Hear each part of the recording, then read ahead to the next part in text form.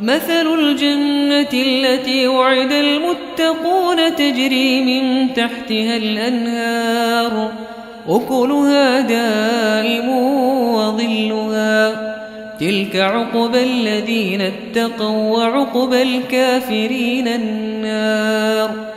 والذين آتيناهم الكتاب يفرحون بما أنزل إليك ومن الأحزاب من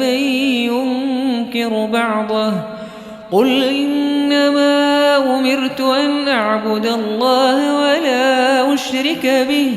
إليه أدعو وإليه مآب وكذلك أنزلناه حكما عربيا ولئن اتبعت أهواءهم بعدما جاءك من العلم ما لك من الله من ولي ولا واق ولقد أرسلنا رسلا من قبلك وجعلنا لهم أزواجا وذرية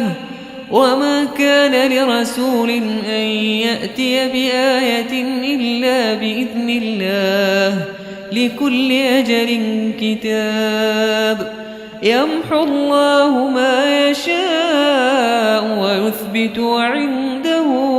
أم الكتاب وإما نرينك بعض الذين نعدهم أو نتوفينك فإنما عليك البلاغ وعلينا الحساب أولم يروا أنا نأتي الأرض ننقصها من أطرافها والله يحكم لا معقب لحكمه وهو سريع الحساب وقد مكر الذين من قبلهم فلله المكر جميعا يعلم ما تكسب كل نفس وسيعلم الكفار لمن عقبى الدار